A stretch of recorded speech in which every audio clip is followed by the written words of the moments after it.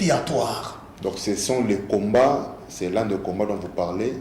Vous parlez des Jean Chrysostome qui étaient contre le pèlerinage. Vous pouvez continuer un peu. Alors Jean Chrysostome a dénoncé ces pratiques. Entre autres le pèlerinage à la Terre Sainte et tout ce qui va avec. Oui, parce que ça venait maintenant créer du désordre dans sa paroisse. Et c'était une menace sérieuse de voir les chrétiens qui vont se comporter comme des juifs. Et pourtant Jésus est venu pour accomplir la loi. Ce qui veut dire il n'a pas dénoncé les prescriptions des prophètes. Jésus n'a pas dénoncé, n'a pas rejeté la loi de Moïse. Alors, il y a eu accomplissement de cette loi lorsque Jésus est mort à la croix. C'est ça l'accomplissement. Maintenant, c'est triste de voir, là je parle de Jean Chrysostome, un réformateur, le père de l'Église, mais de voir ces ouailles, ces chrétiens retourner dans la servitude de la loi mosaïque, et pourtant Jésus est déjà venu. C'est tout ce que nous sommes en train d'observer aujourd'hui, parce que il y a des chrétiens aujourd'hui, surtout en Amérique, malheureusement ça a une influence négative ici chez nous, des chrétiens évangéliques, parce qu'ils doivent soutenir les soi-disant juifs, le judaïsme, ils participent aussi dans ces fêtes juives, entre autres les sabbats, les Yom Kippour, donc les grands jours du pardon. C'est triste d'oublier que le Seigneur est le grand sacrificateur, c'est le grand prêtre, mort à la croix. Il a versé son sang, il nous a rachetés, et pour un chrétien, il n'a plus besoin d'un autre jour Yom Kippour. Donc le concept de Yom Kippour ne concerne pas le chrétien. Ça ne concerne pas les chrétiens, mais malheureusement. Oui, malheureusement, comment est-ce qu'on peut voir dans certains milieux dits évangéliques, vous verrez une activité, c'est bien écrit Yom Kippour. Je ne sais pas comment vous définissez cela. C'est comme je dis la fois dernière, je me dis quand le Seigneur voit toutes ces choses, il est choqué en lui. D'accord. Il pleure de voir que, c'est le problème que nous avons aujourd'hui, des leaders chrétiens ont oublié les combats livrés par les réformateurs. D'accord. On n'en parle presque pas. C'est la raison pour laquelle, même dans nos institutions théologiques, les gens ne se posent pas la question. On peut parler des combats de Martin Luther, etc. Mais les combats que les pères ont livrés contre les juifs et le judaïsme, on n'en parlait pas. Comment se fait-il?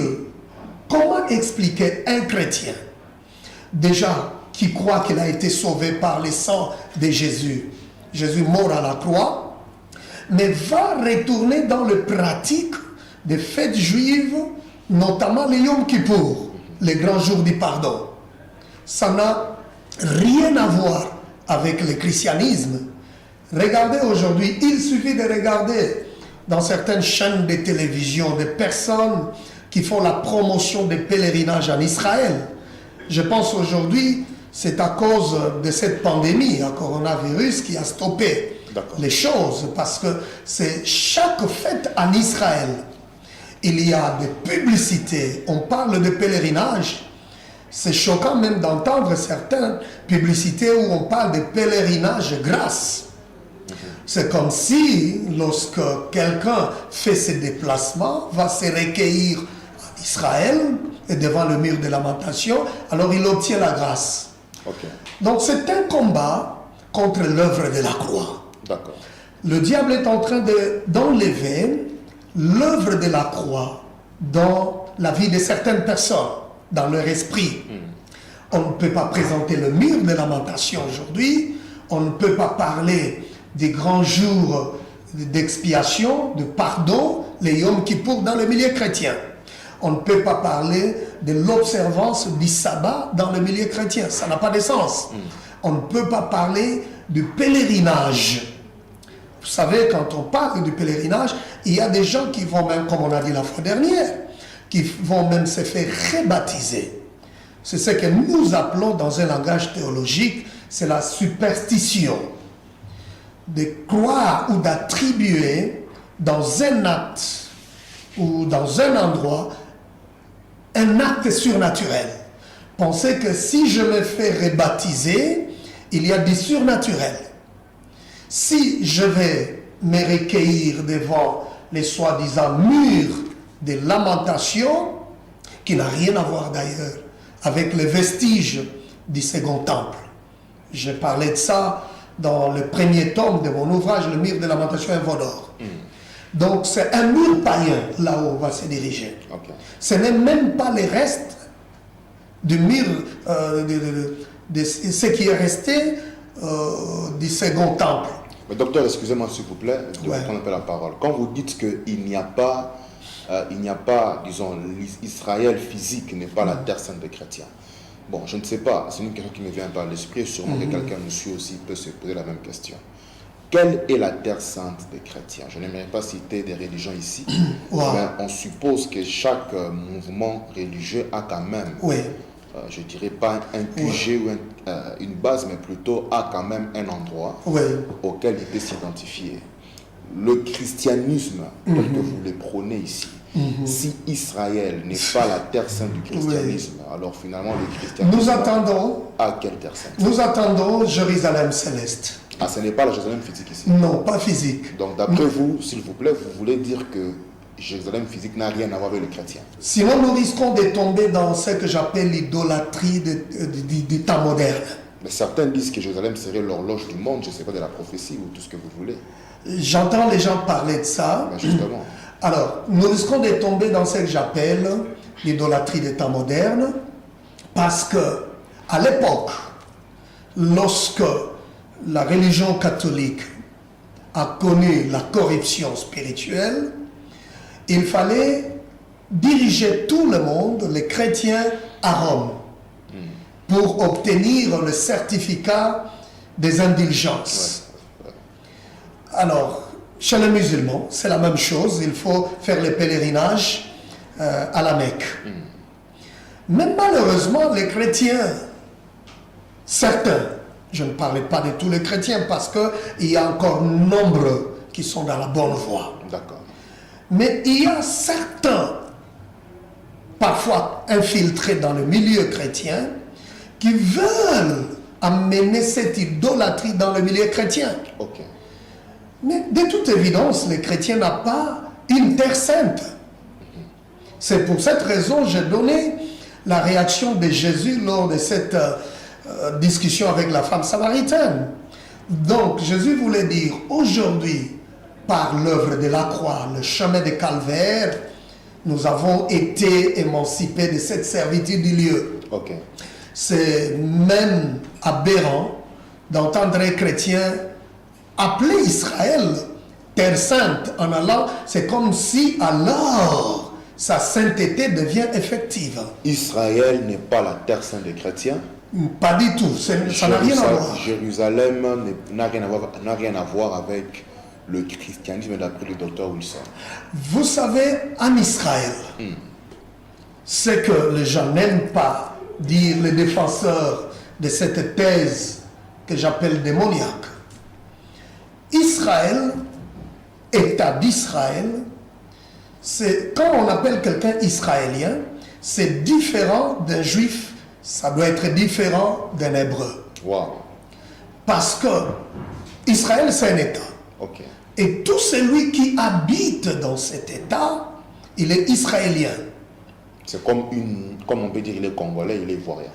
Congolais, ivoirien, tout ce que vous voulez. Voilà, burundais, etc. C'est une nationalité comme tout autre. Oui, Israël c'est un État. Ouais. Il y a des gens qui vivent en Israël, des Israéliens chrétiens, des Israéliens de la religion Bahaï, musulmans. Ils sont en Israël. Ouais. Ceci veut dire que tout Israélien n'est pas forcément juif. Okay. Tout juif n'est pas forcément hébreu. D'accord. Maintenant, quand vous prenez un État comme le Congo, vous faites de cet État une terre sainte, ça n'a pas de sens. Mais maintenant, ceux qui le font, qu'est-ce que vous stipulez? C'est un mensonge qui a été fait ou bien c'est une manipulation des masses. Comment définissez-vous? Parce que je dois vous avouer, et je pense que certains nous suivent ici, la plupart des chrétiens ont eu dans leur esprit qu'Israël serait leur terre sainte. Voilà pourquoi certains chrétiens rêvent même d'aller à Jérusalem, Oui. presque une fois durant leur vie, pour voir finalement le lieu où tous les événements bibliques ont eu lieu, voir un peu Oui. Nazareth, voir un peu Cana, où l'hôtel est venu, ainsi, voir un peu le Jourdain. Mais quand vous parlez de ce que vous dites, qu'est-ce qu'on vous explique? Ça a été, qu'est-ce qu'il y a? Comment est-ce que, d'après votre approche, vous pouvez définir ou vous pouvez expliquer une telle supercherie, s'il faut l'appeler ainsi d'après vous? Une grande supercherie d'ailleurs. Vous savez, c'est l'influence négative du judaïsme talmudique. C'est judaïsme apostasié. Ce sont eux, les Juifs, qui ont convaincu malheureusement certains ignorants, plusieurs d'ailleurs, que Jérusalem est l'endroit où il faut rendre le culte à Dieu, un vrai culte. Okay. C'est pourquoi je dis, c'est aberrant pour un chrétien libéré par le sang de l'agneau, les chrétiens pour qui Jésus est mort à la croix, continuer à croire qu'il faut toujours rendre un culte agréable à Dieu à Jérusalem. Il faut forcément partir là-bas. C'est quand je parle de l'influence négative, les Juifs, je prends l'exemple de l'endroit qu'on appelle le mur de lamentation, c'est le haut lieu du judaïsme. Pour les Juifs, ils disent que dans les fissures du mur, il y a la présence de Dieu. Cette présence, cette prétendue présence, c'est ce qu'on appelle la Shekinah. Vous entendrez tellement parler de la Shekinah aujourd'hui, même dans les milieux chrétiens. Okay. Mais cette Shekinah qui occupe les fissures du mur, les Juifs disent quoi? La Kabbale juive dit quoi? Que c'est la partie féminine de Dieu. Donc, ces Juifs n'ont pas la même conception de Dieu que nous avons. Ils n'appellent pas Dieu Yahweh. C'est pourquoi ils ont supprimé même le nom de Yahweh. Alors, on lui a joint d'autres substituts, d'autres entités, entre autres la Shekinah. Pour les Juifs, quand ils vont se recueillir devant les murs, dans les fissures, ils disent qu'il y a la présence de Dieu là-bas. Mais comment un chrétien peut placer sa foi dans une entité Shekinah? Aller aussi se recueillir devant le mur, qu'on appelle le mur de lamentation, qui est un mur païen. Pour un chrétien, Jésus est la seule pierre angulaire. Mais justement, un chrétien peut vouloir avoir un point de contact, comme on dit, pour pouvoir communier avec Jésus-Christ. Mais comme on dit qu'il n'y a pas de terre sainte, il n'y a pas ceci, il n'y a pas cela. Finalement, le chrétien, comment est-ce qu'il vit? Il a le Saint-Esprit en lui. C'est-à-dire quoi pratiquement? Il a le Saint-Esprit dans sa maison, dans sa chambre, partout où il se trouve, il peut adorer Dieu. Mais est-ce que vous ne soutenez pas alors la thèse de ceux qui prétendent que les lieux de culte ne sont plus importants? Qu'il faudrait finalement se réunir dans les maisons parce que, écoutez, Jésus-Christ a déjà aboli ces histoires de rassemblement. Il faut prier chez vous à la maison. Non, ce n'est pas votre sens de ce n'est pas la même chose ici, parce que pour les Juifs, ils localisent Dieu en un seul endroit, oui, qui est, comme on appelle ici, le mur de lamentation. Là, il y a la présence de Dieu. Pour dire, en dehors de ces lieux-là, la présence de Dieu n'est pas effective. Mais ce n'est pas différent quand vous parlez d'une église locale, peut-être? Non. Vous savez, même pour une église locale, c'est un endroit pour les rassemblements des chrétiens. Mais les chrétiens ne disent pas que Dieu est dans les quatre murs. Okay. Mais les quatre murs est pour nous l'endroit qui nous rassemble. Okay. Nous sommes, comme on appelle en anglais, le fellowship, la communion. C'est un endroit connu, là où nous pouvons nous rassembler pour adorer le Seigneur. Donc, je peux être dans un endroit choisi, n'importe où. C'est cette liberté que nous avons en Christ. Même chez moi à la maison, dans ma chambre, dans la douche, j'adore. Il m'entend, même ici. Il m'entend. Donc, partout, je suis libre. Okay. Je ne peux pas limiter la présence de Dieu dans un bâtiment. Dire qu'il est dans ce bâtiment, c'est là qu'il faut partir. C'est ce qui amène les gens dans ce que j'appelle l'idolâtrie de temps moderne et qui n'a rien à voir avec les chrétiens. Vous savez, parfois je pousse ma réflexion plus loin. Allez-y. Lorsque le Seigneur revient pour prendre son église, même si, pasteur Emmanuel, vous avez construit un grand bâtiment, ce bâtiment ne sera pas enlevé. Okay. Ça va rester. Parce que Jésus n'est pas mort à la croix pour les bâtiments. C'est vous qui allez partir. Mais aujourd'hui, les gens, au lieu même de penser au salut des âmes, il y a comme une concurrence entre bâtiments. J'ai la plus grande église, j'ai le plus beau bâtiment. Et les gens, il y a même des gens qui tombent dans cette perdition, dans cette piège de Satan, parce qu'ils veulent seulement avoir les moyens financiers pour se construire un grand bâtiment. Mais le bâtiment ne sera pas sauvé. C'est là que je me dis, je pousse ma réflexion plus loin. Donc les pasteurs sauvés, les bâtiments restent, et puis l'Antichrist va récupérer ça, ça devient peut-être une maison de prostitution. Donc, moi j'ose croire, construire c'est une bonne chose, je ne dis pas que c'est mauvais, mais il faut mettre aussi l'accent, comme c'était avant, sur le salut des âmes. Le salut des âmes. Parce que le combat avec le faux judaïsme, c'est de christianiser. Déchristianiser le monde. D'accord. Mais j'aimerais un peu, avant qu'on puisse essayer un peu d'avancer plus loin, vous parlez dans votre livre, sur la page 88, du combat de Jean Calvin. Ouais. Et même de Martin Luther. Oui. Alors ce combat, finalement, si on l'écoute très bien, très cher Dr Wilson, n'est-ce pas, qu'est-ce qui se passe finalement pour comprendre qu'il y a un combat qui a été fait par les pères réformateurs, et puis du coup, aujourd'hui, il semble que les successeurs, pour ne pas dire les descendants de ces églises réformées, sont en train de sombrer justement dans une, je dirais, dans une collaboration connue ou inconnue avec le judaïsme. Comment est-ce qu'un chrétien ou bien des prédicateurs chrétiens se sont-ils retrouvés dans le judaïsme? Comme vous avez parlé de la fois passée, je pense des Talits, il y a des prédicateurs qui sont en train de prêcher Jésus-Christ. Parfois inconsciemment ou consciemment, ils mettent cela et puis ils pensent que cela serait, voilà, ça c'est pour nous les chrétiens, ainsi de suite. Alors, ces glissements-là de l'évangile de Jésus-Christ au judaïsme, ces combats-là, comment est-ce que... C'est pourquoi la fois dernière, comme nous parlons du danger de l'humanisme, la fois dernière nous avons parlé déjà au XIVe siècle, et les humanistes qui étaient contre l'interprétation traditionnelle, n'est-ce pas, de la Bible telle qu'elle était soutenue par les autorités ecclésiales. Alors, il fallait introduire des enseignements de la Kabbale juive. On en avait parlé un tout petit peu la fois dernière. Les combats des juifs talmudiques, il faut saper la doctrine chrétienne. Et ils ont dit après, oui, les églises sont devenues comme des synagogues auxiliaires. Pour quelle raison? Parce qu'ils voient les habits du judaïsme des juifs entrer. Tels que les talits, la kippa. Les talits, c'est une interprétation rabbinique, donc des rabbins. Quand on parle des rabbins, nous pouvons les appeler autrement des pharisiens. Parce que ce n'est pas soutenu par la parole de Dieu. C'est une mauvaise interprétation. Une fois, j'ai dit que les juifs kabbalistes, les adeptes de la Kabbale, ils interprètent la parole de Dieu à leur manière.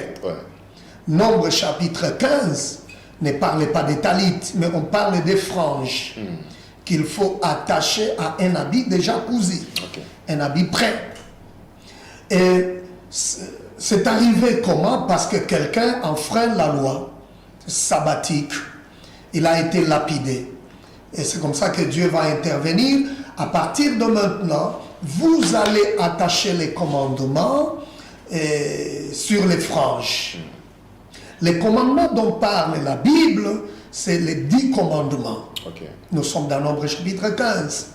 Donc, il ne s'agit pas comme cela est dit dans le milieu juif rabbinique, on parle de 613 commandements. C'est ça les talits. Donc vous comprenez déjà à partir de là, Ça n'a rien à voir avec l'enseignement de Jésus. Jésus, il faut dire, parce que les gens qui soutiennent ces mensonges mentent, ils veulent dire que Jésus a porté les talites. C'est faux. Jésus n'a jamais porté les talites parce que les talites n'a jamais existé dans la Bible. Okay. C'était la frange qu'on attachait sur un habit, déjà prêt, cousu. Jésus n'a pas porté les talites. Ça vient d'où? Ça vient des pharisiens. Okay. Et c'est ce que j'appelle la superstition. On croit qu'en portant les talites, il y a un pouvoir spirituel. Vous allez remarquer certains pasteurs, avant de prier pour un malade, il va porter les talites. Avant d'ordonner quelqu'un pour qu'il devienne serviteur reconnu dans l'église, il porte avant tout les talites. Le talit n'a rien à voir avec le christianisme. Ça n'a rien à voir avec le christianisme. Mais comment le prédicateur leur porte cela? Est-ce une sous-information? Est-ce des limitations? Comment vous définissez cela? C'est la raison pour laquelle je dis que même les serviteurs de Dieu doivent être formés. C'est-à-dire quoi, être formés? Si aujourd'hui nous avons, pour qu'on dise que, je donne l'exemple, le pasteur Emmanuel, un avocat, il doit avoir fait des études pour qu'il devienne avocat, magistrat ou juriste. Un médecin, c'est la même chose. Un pasteur aussi ne peut pas dire c'est l'esprit qui m'anime. Ouais. Il doit être formé, il doit apprendre. Beaucoup de gens qui tombent dans ces erreurs, dans le piège des juifs talmudiques, soit on leur avait dit que c'est nous qui avons la connaissance de la Bible est codée. C'est ce qui est dit dans le milieu kabbaliste, dans le milieu juif. La Bible est codée, il faut avoir la connaissance de la Kabbale pour décoder la Bible. Vous entendez? Alors, ils tombent facilement dans ces pièges-là. Donc, c'est une sous-information. C'est sous-information. Les talits et même la kippa, quand on porte la kippa, comme j'avais dit la fois dernière, ça veut dire j'affirme que je suis juif. Donc, un chrétien ne peut pas porter la kippa. Pas du tout. Même pas pour raison de solidarité avec les juifs. Il y a, pas même, vous ne pouvez pas marcher ensemble donc, avec quelqu'un. Excusez-moi, docteur, c'est-à-dire si nous vous comprenons bien, vous êtes en train de nous dire, là, sur ces plateaux, que le christianisme et le judaïsme, c'est deux religions totalement différentes. De la même manière, vous pouvez observer le christianisme avec l'islam, avec le bouddhisme, avec le judaïsme, c'est la même deux choses différentes. Donc, il n'y a pas de relation entre judaïsme et christianisme. Les enseignements sont différents. D'accord. L'islam a une autre conception de notre Messie, du Seigneur Jésus-Christ. D'accord. Le judaïsme, c'est pareil, c'est même pire. Okay. Parce que le judaïsme a toujours combattu le Seigneur Jésus et même le christianisme. Mais êtes-vous conscient que votre discours-là est en train certainement de perturber certains qui nous suivent ici, certains chrétiens, même de non-chrétiens peut-être? Cela veut dire que c'est un peu comme une révolution que vous créez dans la mentalité des peuples qui vous suivent. Ce n'est pas un enseignement nouveau, c'est pourquoi nous parlons aujourd'hui des pères de l'Église, des réformateurs. Vous avez parlé de Calvin, Jean Calvin. Ouais. Aujourd'hui, si vous entendez parler de l'ordre de Melchisédek, mais c'était déjà combattu par Jean Calvin. Okay. Mais comme l'Église a lâché, vous savez, Martin Luther est l'initiateur de l'Église luthérienne. Alors, toutes ces églises qui sont venues après les pères de l'Église, les réformateurs, ont lâché. Ont abandonné les combats des réformateurs, sont tombés dans l'écuménisme. Ensemble, aujourd'hui, ils marchent avec le judaïsme, avec l'islam, pour former cette église unique mondiale, la religion apostate. Jean Calvin a combattu sérieusement l'ordre de Melchisédek parce que les Juifs, après l'exil de Babylone, ils ont voulu chercher, ils commençaient à réfléchir sur un Messie, un libérateur. C'est comme ça qu'ils sont allés tomber sur Melchisédek. Ils ont ramassé certains documents falsifiés qu'on appelle les documents de Qumran, où on parle justement de Melchisédek. Et le Melchisédek dont on parle ici a plusieurs significations. Le Melchisédek, déjà c'est pluriel, on dit parfois c'est l'ange supérieur, l'ange en chef, On dit c'est Elohim, donc on a attribué à Elohim le nom de Yahweh. D'accord. Et c'est ça, si vous entendez aujourd'hui parler de l'ordre de Melchisédek, on dit Jésus est dans l'ordre de Melchisédek. Okay. C'est une mauvaise interprétation de la Bible, parce que la Bible parle de Jésus selon l'ordre de Melchisédek, pas dans l'ordre de Melchisédek. Et tout ce que vous dites là se trouve dans cet ouvrage ici? Dans cet ouvrage. Tout a été écrit là-dessus? Oui. On parle de l'humanisme. Les dangers de l'humanisme. Nous avons parlé, nous avons vraiment approfondi la question sur l'ordre de Melchisédek. Ouais. Ça ne date pas d'aujourd'hui. Ok. Et vous entendrez même parler de la sagesse. Les gens qui sont dans l'ordre de Melchisédek développent un concept de l'école de sagesse, Wisdom School. Oui. Mais quand vous entendez déjà parler de la sagesse, pour ceux qui sont dans l'ordre de Melchisédek, la sagesse n'est pas un attribut de Dieu, ça devient une divinité. Ok. Vous entendez? Parce que on parle de Melchisédek, ça veut dire quoi? Dieu n'est pas le seul créateur. Il n'est pas seul, il y a d'autres Melchisédek. Ok. C'est comme ça. Les enseignants de l'ordre de Melchisédek sont appelés des Melchisédek. D'accord. C'est-à-dire Dieu n'est pas seul, il y a d'autres Melchisédek, entre autres la sagesse, qui est considérée comme une divinité. Et maintenant, comment entrer en contact avec cette divinité qu'on appelle la sagesse? Alors, ça se passe à travers ce qu'on appelle le voyage astral. Donc, on se rend compte que là, vous êtes en train de sombrer dans une histoire qui n'a rien à voir avec l'évangile de Jésus-Christ. Toutes ces choses n'ont rien, c'est la falsification, c'est le mensonge, c'est l'hérésie, c'est la perdition. Alors, il nous reste 5 minutes. J'aimerais, dans 5 minutes, qu'est-ce qu'on peut retenir finalement aujourd'hui de ce combat? Quelqu'un qui nous suit ici.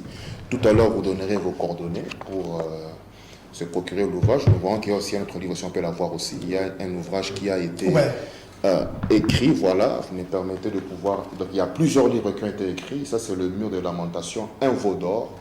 Et puis, il y a un ouvrage encore, Les dangers de l'humanisme. Vous donnerez à la fin de ce programme tous vos coordonnées. Mais j'aimerais un peu que vous puissiez nous dire, Dr Wilson, que pouvons-nous retenir aujourd'hui de ces combats farouches des réformateurs et des pères de l'Église contre la religion juive? Et nous voyons que ces combats, vous êtes aussi dans la même suite logique pour défendre pour un christianisme radical qui n'a pas de terre sainte, qui ne recourt pas aux cérémonies, qui est vraiment fondé sur une foi, point barre. Qu'est-ce qu'on retient aujourd'hui dans 5 minutes? Ce que nous pouvons retenir aujourd'hui n'est pas rappeler aux leaders chrétiens les combats livrés par les pères de l'Église. Ça profite réellement aux ennemis de Jésus, aux ennemis de l'Église. Il faut rappeler que les pères de l'Église ont livré un combat sérieux contre les Juifs et le judaïsme.